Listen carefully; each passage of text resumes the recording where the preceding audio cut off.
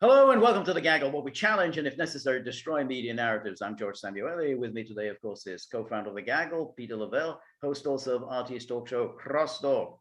Well, Peter, over the weekend, we had a rather interesting development over the $3.5 trillion Biden administration budget proposal.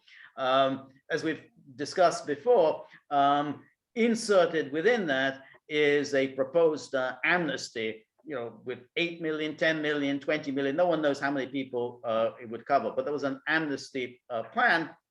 And the clever part of it was that the Democrats were hoping to get this through via the reconciliation process, which only requires a bare majority. They only need 51 votes to get that through. If they were trying to get an amnesty via the normal legislative process, then it would have to go through the threat of a filibuster, and a filibuster, would almost certainly destroy any hope of of amnesty. So what happened was that, of course, people said, "Hey, you can't sneak this through. This is a major change. You can't just put this into the budget process." The budget. Exactly, the budget. So it was passed up to someone called the Senate Parliamentarian, which is a kind of an institution that this is a kind of a disinterested arbitrator, and it will be up to this disinterested arbitrator to decide whether this proposal for an amnesty is budget related. So can they actually introduce it via the budget? Well, anyway, over the weekend, this parliamentarian, Elizabeth McDonough, ruled that no, it cannot be done. And see if I can find where. Yeah. So what she said is she was quite firm about it, that this proposal for legalizing status, changing the law to clear the way to this status, those legalized status, is tremendous and enduring policy change that dwarfs its budgetary impact. And then she goes on that, permitting this provision in a reconciliation would set a precedent that could be used to argue that rescinding any immigration status from anyone would be permissible because the policy of stripping status from any immigrant does not vastly outweigh whatever budgetary impact there might be. And then this might be a stunning development, but it would be a logical outgrowth of permitting this proposed change in reconciliation. So she's unambiguous, saying, hey, there's no way that this has no budgetary relevance. So now it'd be up to what the Democrats to decide what they're going to do, because of course this is an advisory opinion. I mean, she has no right to squash anything proposed by the Senate. So that now, are they going to accept this advisory opinion, or will they, which now already Ilhan Omar, Menendez, they're already screaming, shut her up. We're not interested in her stinking opinions. Let's just push ahead with this via the budget process. So it's a question. Are the Democrats going to listen to her, or are they going to listen to Ilhan Omar and Menendez? What's your take, Peter? Well, I think that the parliamentarian is serving a very useful purpose for some very nervous Democrats. You have to be living under a rock not to see some of the imagery from the southern border right now, particularly in Texas, which is horrific. Okay, it's a humanitarian crisis, it's a national security crisis, it is a health crisis. Okay, and do you want to put your name on that? Okay, and again, as a party, yes, they are the open borders party, they want immigrants as a party, but individuals coming up for election next year are going to have to think twice, because all you need is that a candidate's name with a D after it, and then you put a picture of that bridge. Pretty devastating, George. Okay, I agree. Yeah. And I think also for these rhinos, also, they're going to feel the same kind of thing, okay? They're going to say, you know, I mean, the administration is just horrifically screwed up this policy. I mean, it's just, as someone put it to me once, he said, only if you were doing it on purpose would it look like this. And maybe it is on purpose, okay? It certainly looks like it to me. So the parliamentarian might have saved a lot of political careers here. One thing for sure, irrespective if they take the advice of the parliamentarian, someone is articulated, and what you read aloud to us all was extremely articulate, okay? Amnesty in a budget bill? Huh? I mean, come on. Yeah. I mean, we know that they have these riders that they put on and all this kind of stuff, but it's usually pork, everybody. It's pork. That's right. Yeah. Okay, it's, you know, build a bridge, you know, and port, and, you know, but amnesty is a totally different thing. It is a major policy issue, should stand alone. Okay. Exactly. If ever there's an issue that demands legislation and a proper debate among legislators, it's the issue of amnesty, of changing people's status. I mean, Obama tried to do an end run by essentially issuing an amnesty via executive order, and the court overturned that. So now they thought, oh, we'll do it by this budget reconciliation process.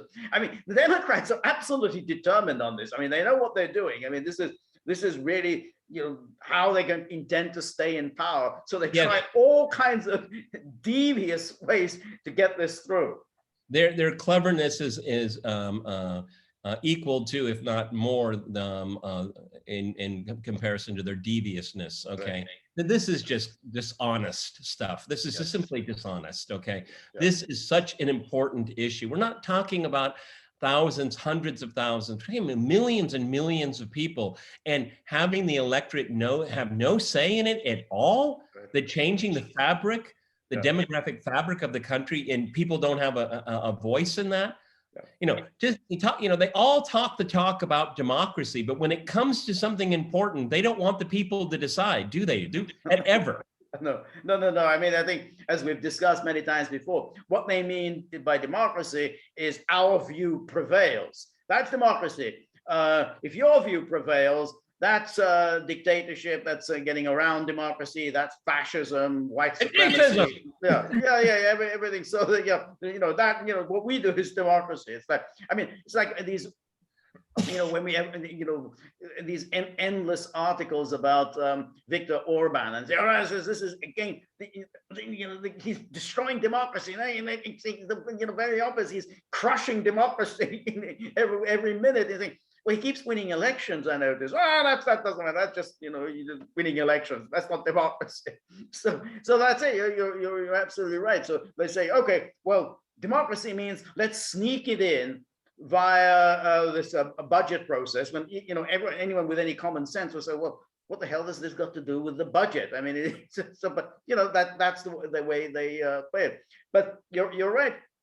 So now somebody like I would have thought Cinema Manchin can say, hey, I want to listen to the parliamentarian. That she's issued her ruling. We have to go with that. I mean, I think that it's going to be hard for them to ignore the parliamentarian. I can't believe they would. It's the ultimate get out of jail free card. Okay. Yeah. And like I want to stress, I mean, some Republicans, because, they, for the interest of the Chamber of Commerce, their donors and stuff like that, they're going to be able to turn and say, well, the parliamentarian has spoken. Right, exactly. She's spoken, she's given her opinion, and we can't violate it. So, yes, Menendez said, no, we got to, get her off the stage. We're not interested in her views. But I mean, there'll be Democrats who are going to argue this, but they just don't have the votes. I mean, as we've discussed before, it's a 50-50 split in the Senate. They got trashed in the recent election in the House. It's just a fantasy that, oh, this is a once in a lifetime opportunity. We're going to push forward with this. You just don't have the votes. That's why we put it in the budget. I can't even think of another thing that would be equivalent to it. I'm usually pretty good at coming up with them, but I mean, it's it's adding vinegar and water. These things don't go together, everybody. You know, it's like, you know, eating vanilla ice cream with mustard. It doesn't work. Okay. Right. Exactly. And, you know, and people know, they can see you're trying to sneak something in. You're trying to sneak in a major legislative change on the subject is completely, you know, irrelevant to this. So, you know, I think that's right. Oh, it's like this, you know, in the budget, and then we offer the Bahamas citizen statehood. You know, why is it in the budget? Okay, it has nothing to do there. Yeah, it could be, because that's it. I mean, I think the logic of it is you can pretty much put anything in. I mean, it has some vague budgetary impact. I mean, everything has a budgetary impact. I mean, you're going to have to spend money on it. So, you know, that's absolutely right. You can just shove anything through that. You know, why even bother with any legislative process? And I guess, you know, probably the New York Times will say, yeah, that sounds about right. As long as we're getting our way. We don't need, all we need Congress to do is one thing, pass a budget, because everything's in the budget. Exactly. We could actually, that's right. We could, that would be hard for them to justify their pay if they just have to vote once on one thing. And you're absolutely also, because with these scenes in Texas, this is not a good time to push forward with this kind of Ilhan Omar, Robert Menendez, AOC kind of, you know, let's just get everybody into the country. It's just not a you know, the optics, as they say, are really not good. Given the experience that Europe has had since 2015 with all these Afghan refugees, or whatever they're called, they're going to start having could potentially have start having an impact on communities that they're sent to, and that's also going to be an optic issue. Very much so. Yeah, absolutely. I mean, they're going to try and shove them into red states, but they, you know, that still causes a lot of you know, antagonism, and you know, people are seeing it on television. I mean, they're obviously trying to suppress it. I mean, you know, even on the Sunday talk shows, they're trying to suppress it. And again, Fauci. They'd much rather be talking about Fauci and the super spreaders and whatever. But nonetheless, you know, it's very hard to suppress news totally. So this is really looking bad. Well, particularly local news. Okay, right, exactly. and this is where a lot of people are picking it up, particularly on the border itself. They have their own helicopters. You know, they can see what's going on here, and it gets picked up by other people. So, you know, I don't like to, you know, when George and I use the term optics, and we're not trying to trivialize something. It's just that it's very easy to understand, and it's almost impossible to refute. Exactly. And it's just shocking. These are shocking scenes, you know, 15,000 people. You know, so, you know. Well, George and I, in praise of the Parliamentarian. In praise of the Parliamentarian, exactly. Yes.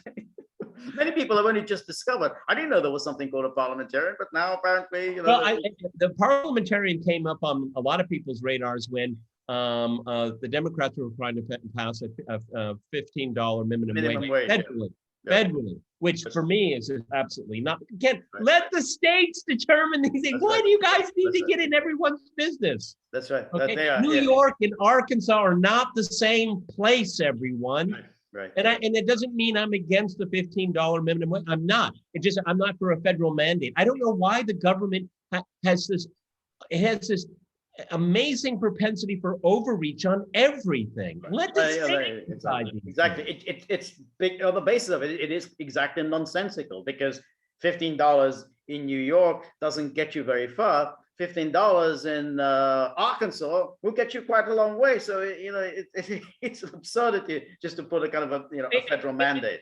And it's not a party issue, as the Democrats like to always say.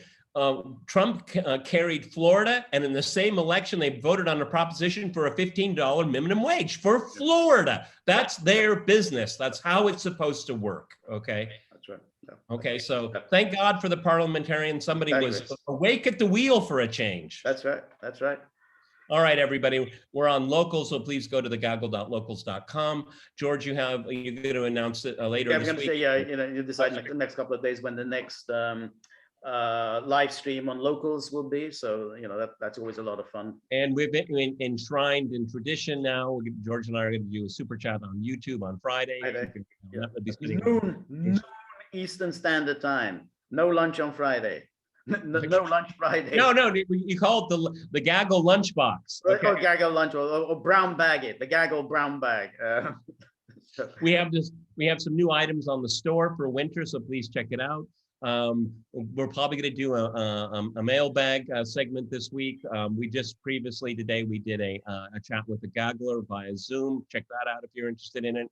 And Buddy, do you want me to talk about the tip jar? Yeah, sure. What? I don't talk about it enough, huh? Oh no! Now you're prancing here. He just okay. Here you go. Yes. That's it. That's it. Yes, and then he's getting, because now he's issuing this threat about his use of his image. He's saying you're using my image and the copyright issues. I'm going to get in touch with a copyright lawyer and so on. When this video is over, Buddy wants to have a word with you. Okay. All right, everybody. The tip jar is important. George and I put a lot of time and effort into this. We really enjoy it. It is a labor of love, but it is still labor. Okay, so if you could, we could hear a little chingling, ching chink in the tip jar. That would be the warm the cockles of our heart. Okay? Exactly. That's right. Our wallet. That's it. Yeah, we don't have billionaires handing out wads of cash. So we rely on the kindness and generosity, as Buddy says, kindness and generosity of fellow gagglers. We really appreciate all of your support and friendship, and whatever you can do would be most appreciated. And remember, if you like the gaggle, please like, share, and subscribe. See you soon. Bye.